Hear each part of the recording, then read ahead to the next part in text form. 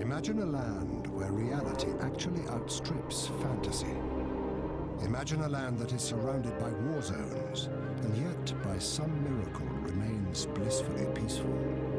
Imagine a land that is officially Muslim, but tolerates alcohol, and prostitution flourishes. Imagine a city that has emerged almost overnight out of the desert like a mirage, built by the sweat of indentured workers. Imagine a place like no other.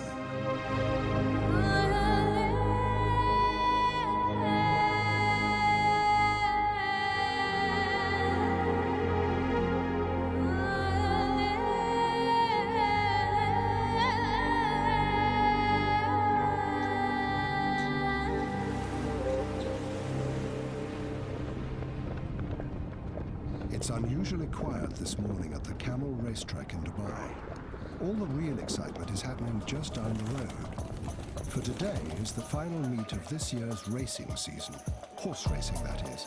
It is also the social event of the year, where the rich and mighty get to mingle with the lower strata of Dubai society. They've all come here to witness the richest horse race in the world. At this year's Dubai World Cup, just over $21 million is up for grabs. However, there'll be no wagering by the public at this event, for Dubai is part of a Muslim state, and gambling is forbidden.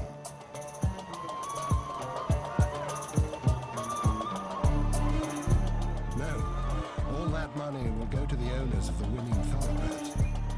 And among those owners is the host of this event, Dubai's leader, His Highness Sheikh Mohammed bin Rashid Al Maktoum.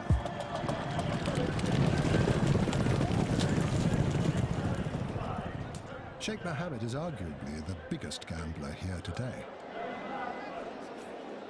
He's betting that his vision of Dubai as the center of a 21st century Persian Gulf renaissance will prove to be a winner.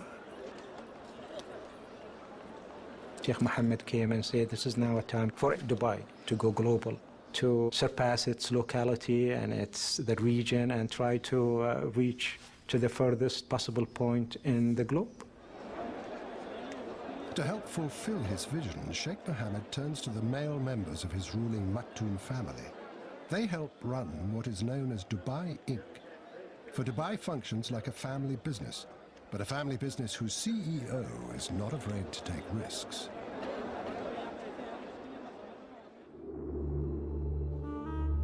A stunning example of Sheikh Mohammed's risk-taking juts out of the Persian Gulf.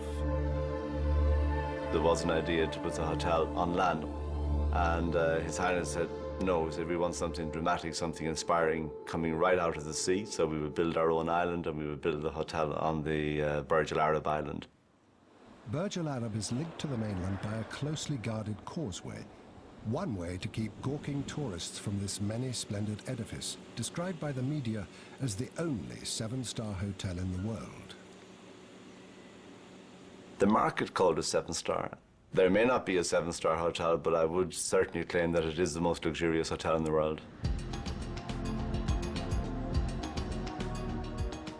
Burj Al Arab, with its gold leaf, marble, satin and crystal, oozes over-the-top opulence. Almost the height of the Empire State Building, it is also an engineering wonder with a Teflon-coated veneer shaped like a sail.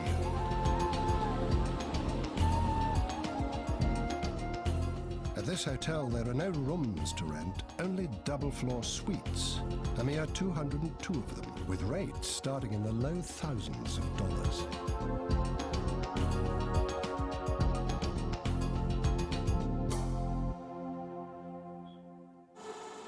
Everything is done to pamper the hotel guests, from the personal butlers who are on call 24 hours a day, to a fleet of hotel courtesy cars, but not just any fleet, for this is, after all, Burj Al Arab.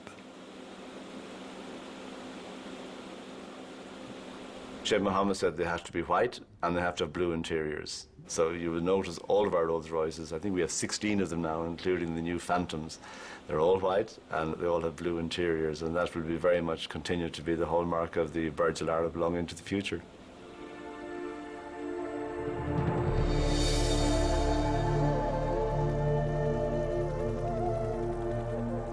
Arriving or departing guests who would rather avoid being stuck in the world-class traffic jams of Dubai can opt for an alternate means of transportation.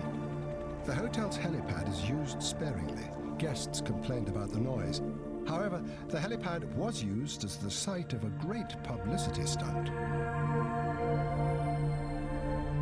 The Agassi Federer tennis match put Burj Al Arab onto the newscasts and front pages around the world and helped consolidate the name of Dubai as a brand. This is one city that has done its share of marketing and promoting itself. So, the attraction comes with the good marketing and the good selling of Dubai. Dubai's biggest promoter and ruler, Sheikh Mohammed bin Rashid Al Maktoum, is the latest in a line of the Maktoum family who've reigned over this place. The Maktoums first arrived to this tiny port town more than a century and a half ago. And through most of that reign, there wasn't much about Dubai worth promoting. Well, going back into history to the 1950s, the place was radically different from what it is right now. It was just a simple city of no importance at all. And when you talk about poverty, then you could smell and you could see and you could sense that people were really in subsistence, and there was hardly anybody who was educated at the time. My father never had any formal education. He didn't know how to read or write.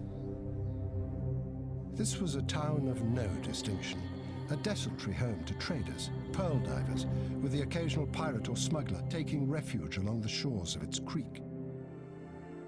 And then, in the mid-1960s, a small reserve of oil was discovered in Dubai. Paltry in comparison to those of its neighbors in Abu Dhabi or Saudi Arabia, but big enough that Dubai's leader saw a chance to transform this desert land. Sheikh Rashid was the founding father of modern Dubai. He was a businessman. He focused on economics, and this is where Dubai is different. It has a focus. Economic is the focus of Dubai. Sheikh Rashid started modernizing the city.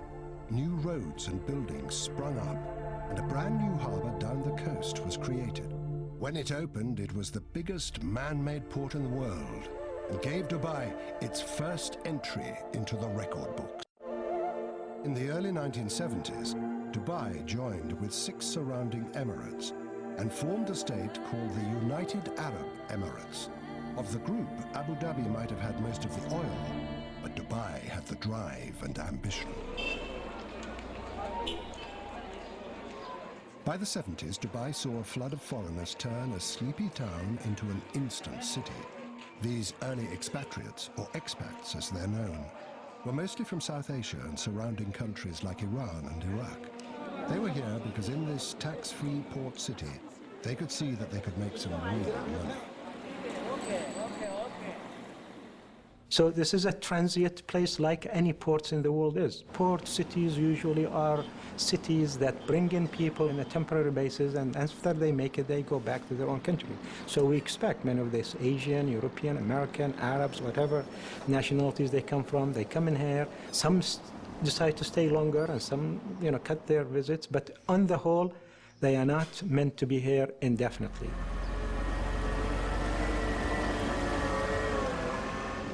That's certainly what Hans Kraus, an architect from Canada, thought when he arrived in the early 90s. This was going to be a temporary job for him. 16 years later, he's still here. I came in July 91, and Dubai is basically unrecognizable. It's a completely different town. When I come from my place, as you approach Sheikh Zayed Road, you can see the entire horizon like a brown haze, which is the pollution. Hans Kraus is working on a structure that will soar above that pollution and become the latest addition to Dubai's growing list of superlatives. When finished, the Burj Dubai will lay claim to the title of the tallest building in the world. The pace of construction is amazing. Close to 5,000 men work 2 shifts a day at the tower, which rises 2 floors a week.